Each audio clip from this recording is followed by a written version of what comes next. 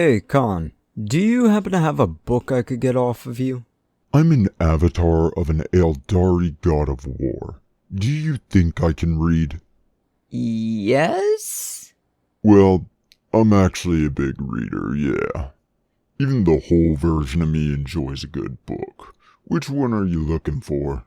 The Flight of the Eisenstein by James Swallow. I'm looking on the internet for it and it's almost 50 bucks. I'm sorry, how much? How old is this book? It was published in 2007.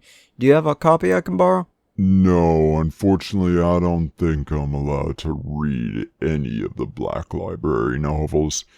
It could break the timeline. You know, that makes sense. I guess it's stupid of me to ask. Alright, so, what can I talk about this week? You know what? How about my favorite unit? Is it me? God no, you're an elf unit. My friend has one, but I just don't like space elves. No, my favorite unit is actually another assassin unit. You know, I might have actually called another unit my favorite. I can't quite recall. But either way, the Vindicare Assassin, Officio Assassinorum. Units are made to be stealth killer units. Sometimes to be a show of force, sometimes to be a secret destabilizer. The Vindicare Temple of Assassins are sniper units, with some of the most brutal weapons ever. They recently announced some changes to it, which don't seem bad really, but also don't seem good either. They're really just lateral. But let's talk about the assassins themselves. These assassins are often equipped with two guns, a pistol and a rifle, both called Exodus weapons. They prefer to take high positions, root themselves in, take a single shot, kill a single guy. Their primary objectives are to kill members of the Imperium who are suspected of harboring daemons, hoping to kill them before the daemons can rip open a warp gate. One major event of the Vindicares was during one of the Armageddon Wars, where an orc in black clothing, really skinny and small, with a sniper rifle managed to take out a few soldiers there. Official reports say it was an orc who made the shots, but we all know it was a Vindicare. You're not afraid the Monkeyes are gonna kill you for saying that? They literally can't. I made them in this version of reality.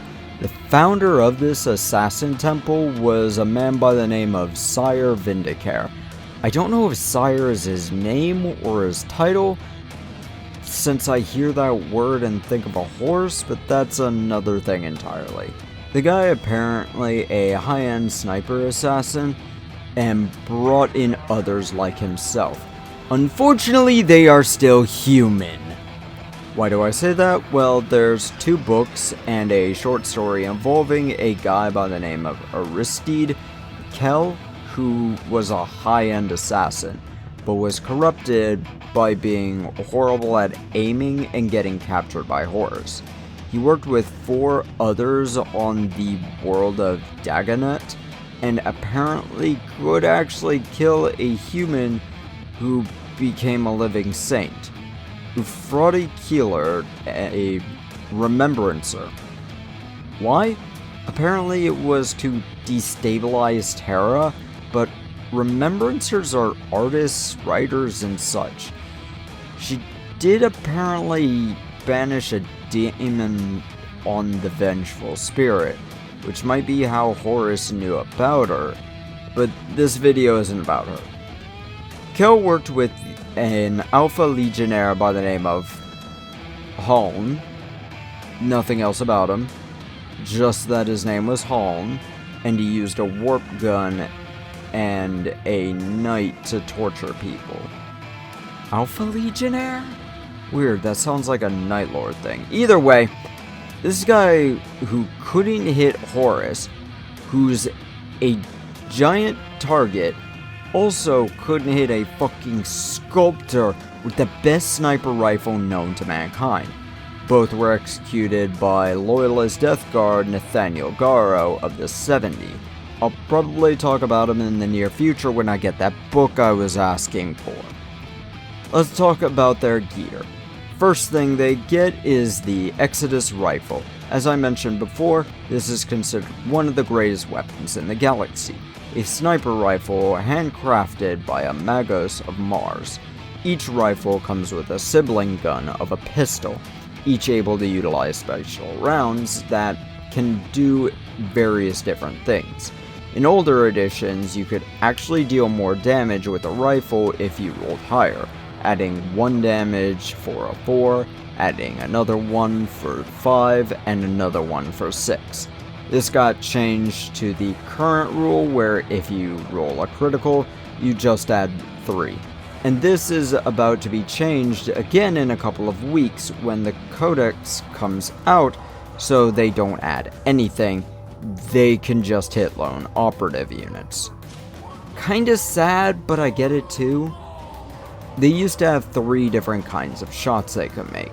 The standard round used in every shot is the Turbo Penetrator round, which is meant to pierce the heavy armor of a tank or a dreadnought.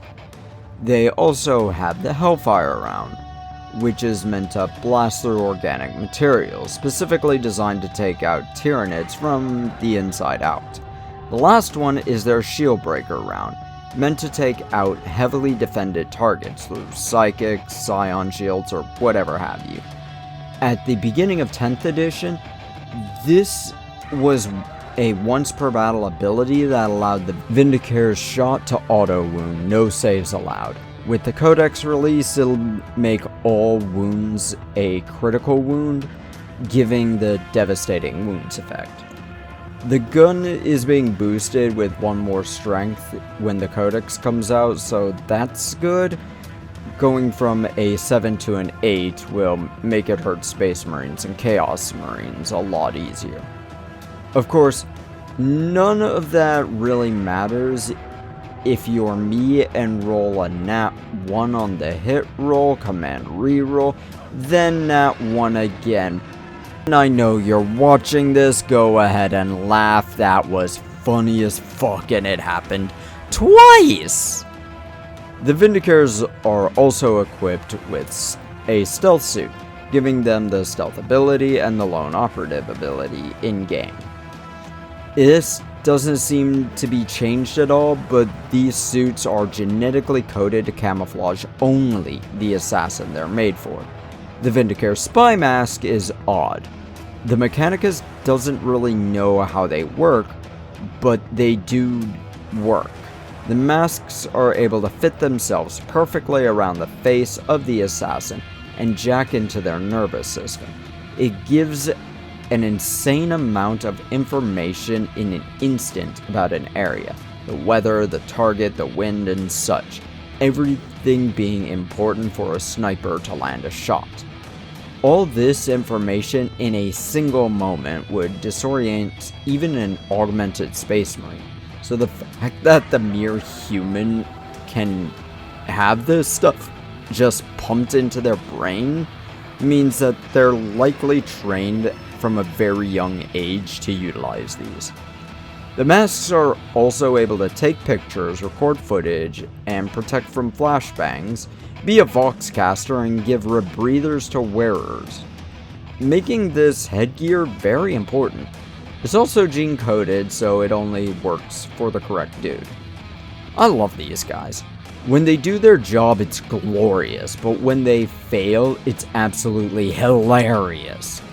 They're great fun unit to run, and with knights, I often have one of them and an Eversor in order to perform either chivalry. That's all I really gotta say though. Kane, what's good to eat in the city?